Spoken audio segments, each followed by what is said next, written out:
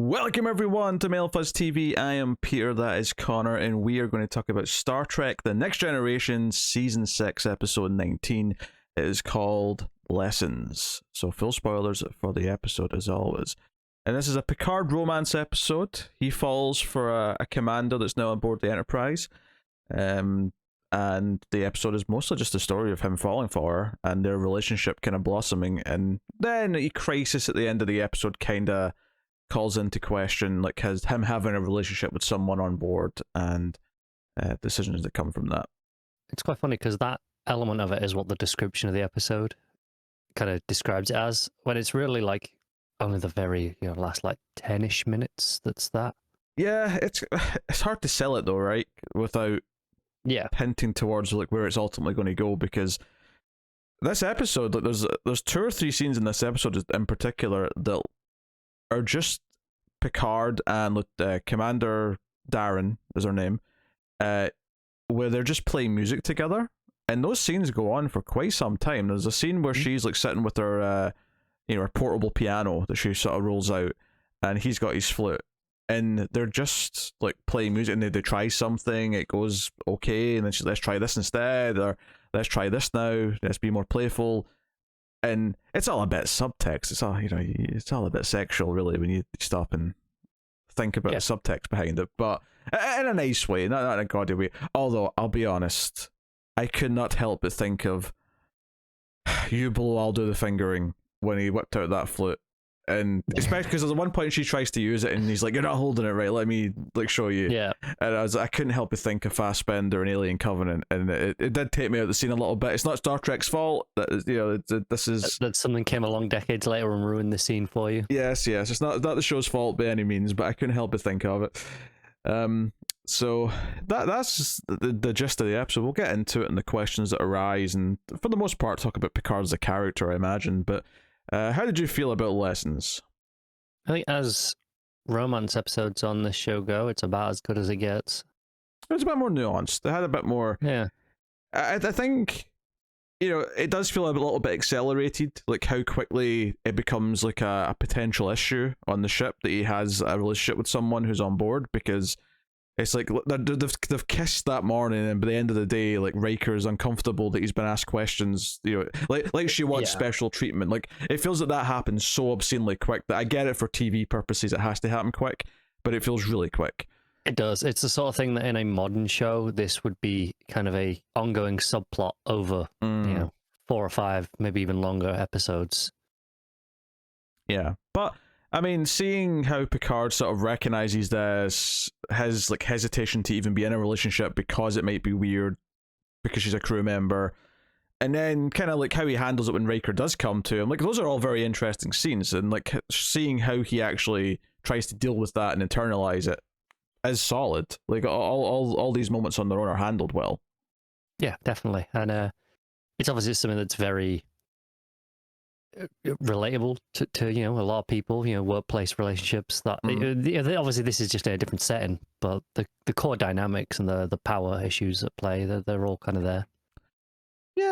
And if anything, it's something that kind of upsets her more than him, in the sense that he immediately, there was a scene in the turbo lift where they're not even being intimate really, they're just talking, but they're talking with a body language that is more casual. And then another crew member walks on the turbo lift, and Picard immediately ridges up and is like, "Yes, Commander, very well," and walks out. Yeah. And it kind of hurts our feelings a little bit. It's like he's trying to hide it. And of course, he's trying to hide it because he feels uncomfortable that he's giving not even special treatment, but just the idea that he is very familiar with someone when he usually has a very particular demeanor with the crew. And it's not like he's this hard-ass boss that is like scary or anything. He's very fair and he's very approachable as a captain, but it's still very different from an intimate relationship. Yeah, he's not like all buddy with most of the crew. He's pretty, a little bit removed, and again, not in a bad way. Although helping my the playing music is a stand-in for sex, although they seem to do that eventually anyway. But the thing that really set it home, because not only did it feel like a sexual thing when they were like sort of like passing ideas back and forth, and it felt very intimate. The next day, when he comes up to Riker's, I was like, "Hey, do you want to, my fencing partner, do you want to fence with me later?" And he's like, "Well, I've not really that's not really my thing. He's like, it doesn't matter if you're any good as long as you're having fun. And he does this kind of like tap on the chest and points at him, and it's just like, this is that scene in Parks and Rec when Ron comes in the night after he's had sex, and everyone knows he's had sex because he's in such a good mood, because he only does this when he's just had sex. Yeah. That's what this scene was, just in Picard's terms. Well, everyone's like, what the hell happened? What's going on? I've never seen the captain this happy. Yeah. Except maybe that one time when Vash was around. Wait a minute. Hang on. So yeah, there was a bit of humor. There was a light bit of comedy at Picard being uncomfortable, because it was kind of adorable uncomfortable. It was like, he doesn't know how to handle the fact that he's got feelings. I got a good chuckle early on when he's interacted with her once, and he goes to she happens to be the pianist in the quartet that Data's performing in on the Enterprise, and he goes to this thing, and he's just sort of like sitting there in awe of her playing the piano really quickly. She's just sort of going nuts with her hands, and he's just sitting there like, I'm like, does Picard have a mental boner right now? Because it feels like he may. He's kind of infatuated. So yeah. I mean, all those details, they all work. Like, and Patrick Stewart's, the performance constantly, you can tell exactly how the character's feeling throughout the entire first half of the episode. It feels very natural, despite the fact that they have to do it in half an episode. It does feel very natural, just how subtly it begins and how it becomes, like, she challenges him a little bit, and he's intrigued by that because she's willing to stand up to him, and that's actually a turn on. And then she's a very good musician. That also appeals to him, and all these little things just sort of build up. It's like I say, as Trek romances go on this show specifically, this is about as good as it gets. It's very natural. It feels like they've got chemistry. Mm-hmm. It is not like, I don't know, maybe some of the Troy episodes that had nothing. And I do think it's interesting how it does take its time as much as you can in one episode. Right, I think it takes its time by the nature that it has nothing else going on until the very end, basically. Yeah, and it's a very focused episode in that regard. There isn't really any other major plots happening in the background. It's just, we spend a lot of time just developing this relationship, and I think that's the only way this can work by doing this episode, is you have to take that time and just, make it feel a little bit more real that way. And Beverly's a bit jealous, right? Oh yeah, 100%.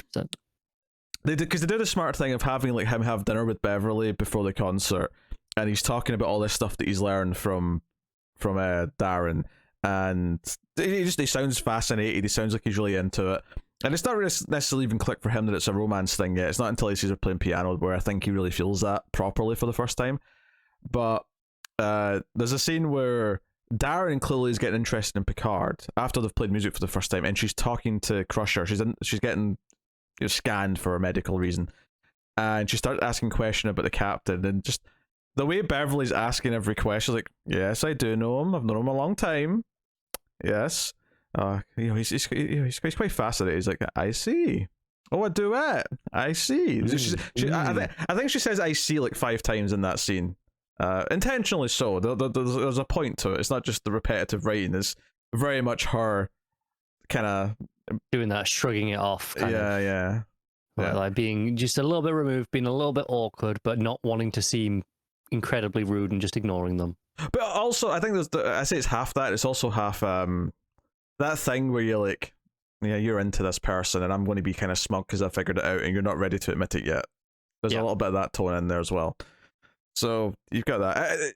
So all that's very natural. It's a very well done romance build throughout the episode, and then the big thing for him is kind of giving her the story of Inner Light. He tells the story of where the flute came from and what it means to share that music with people, because he this was this experience where he lived this whole life, and he has to explain that to her. So he's kind of opening up this big thing that's very weird and unique in a sci-fi way, because it's this like, you lived a whole life and came back from it. But I think you can sort of, in a broad sense, sort of compare it to anyone having some sort of big like bit of history that they need to like be open about before a relationship can really advance and becomes you have to have that open honesty with the other person. And this is like him admitting, it's almost like him admitting that he was married before and he has kids from the marriage. He isn't really, but it's the same weight to it, because it's the same experience. He's already had this whole life without her. Yeah. So I thought that was well handled, and them climbing to like one of the tunnels to get the echo, get the reverberation. It's got good acoustics. Good acoustics. Joe, I really liked this actually. This idea that the captain getting into a romance with a crew member is going to be felt all over the ship. Like, you have the actual representation of that, of like Geordi and Data hearing like the echoes of the music coming down the tubes, like, and they're like, wait, is that music? Where's that coming from? Yeah. It's actually it's in a way it's really not subtle, but it's also kind of majestic as well. It's subtle in the sense that it feels natural for these particular characters to be doing this action. So it doesn't feel like it's a forced metaphor to be there just because we really wanted to do this. Yeah. It's natural in what it's doing, so it feels more subtle than it actually is. Yeah, but quite literally, the impact of this relationship is reverberating around the ship. Yes, very good. Well, it's a show that did it. It is, but you use the words. I'm just articulating it. That's all. Yeah. But you looked smug when you said it, so. I see.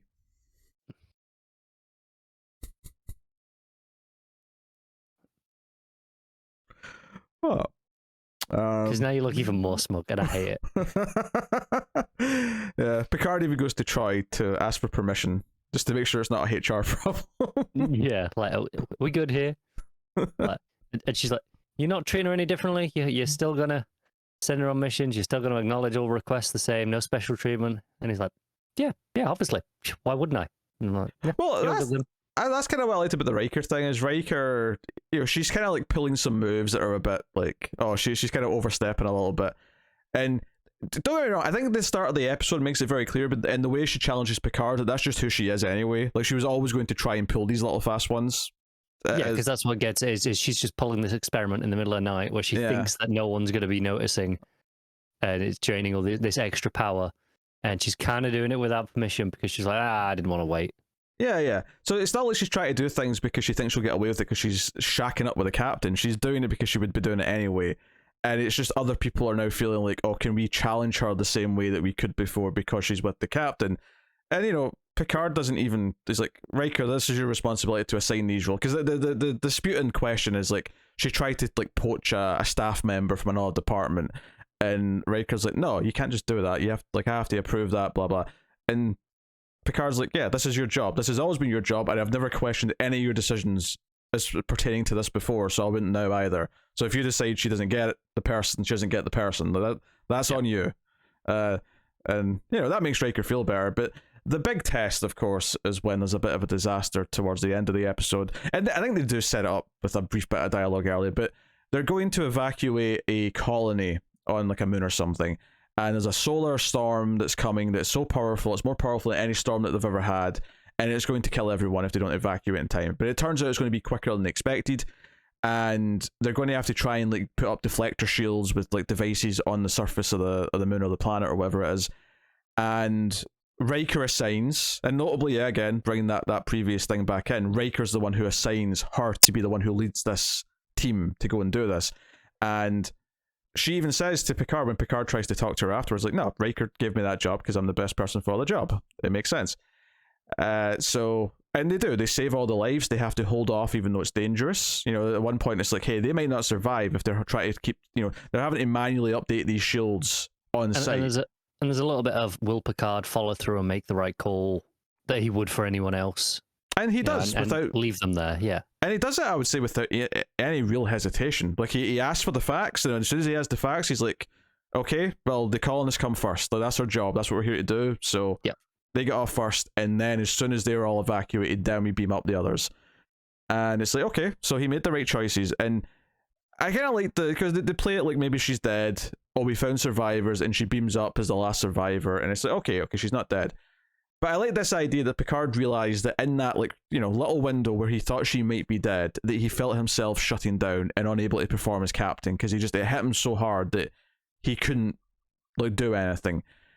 And I thought that was a really interesting way to end this episode. But it wasn't so much that she died and we had to have Picard deal with the fact that he lost someone that he cared about on the ship. It was more the realization that she can't stay here under my command because I can't send her to her death. Like, that's what he says. I will never do it again. I will never send you in a position again where I might lose you. I can't do it. Yeah. At which point, she is now getting special treatment, and it's a HR problem essentially.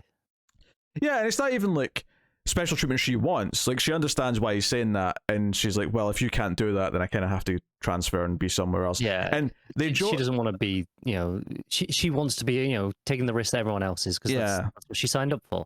And they jokingly say, well, I mean, you could quit being captain and come live with me in a starbase where I do my research. And he's like, well, you could quit as an officer and just be here as my, I mean, he doesn't say wife, they're maybe not ready to say that yet, but like, just be here as my partner.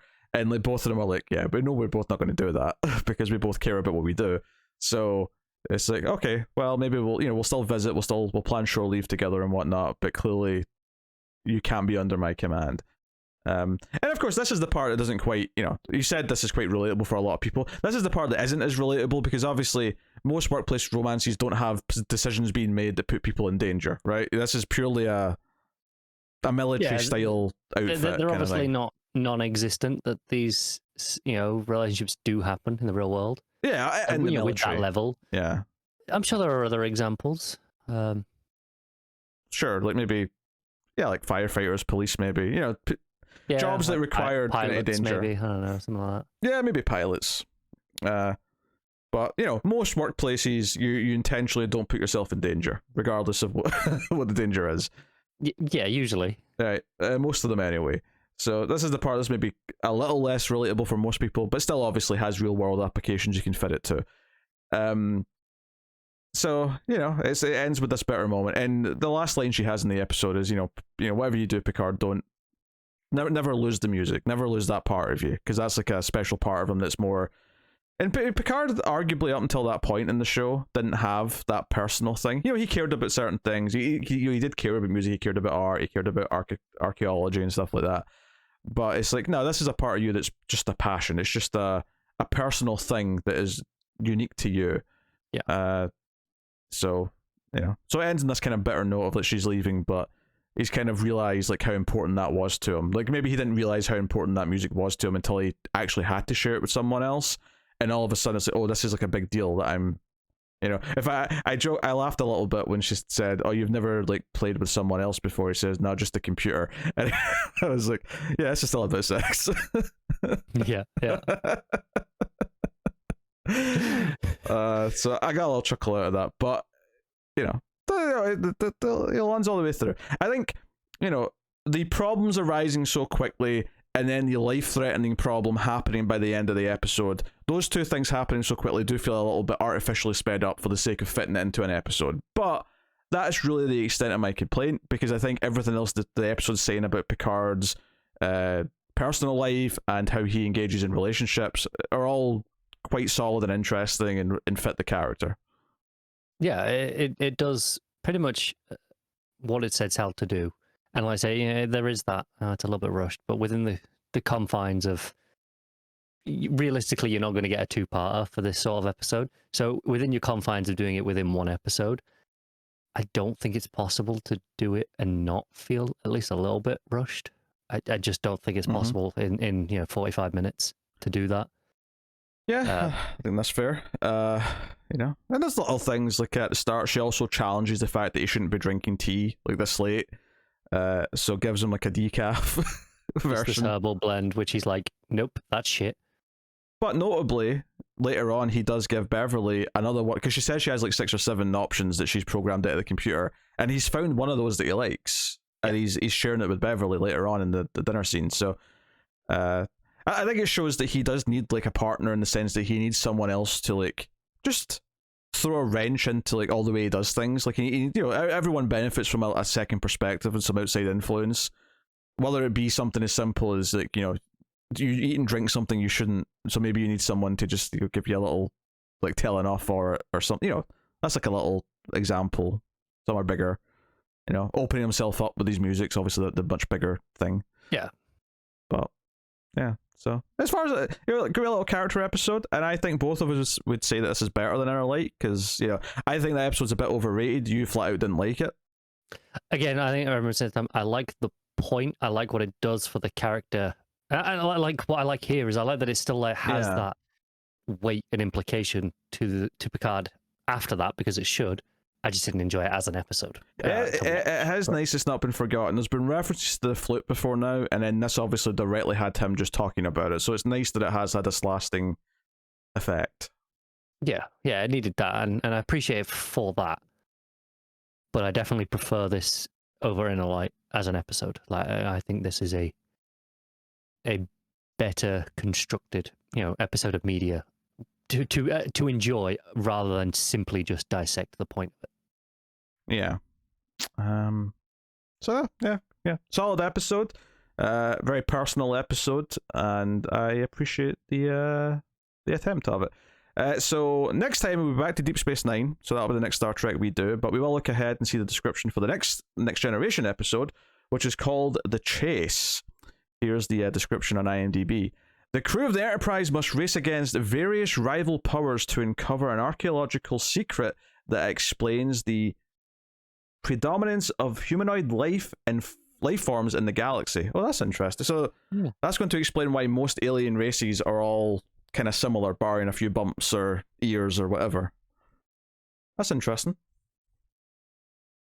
I'm getting which alien prequel flashback am I getting?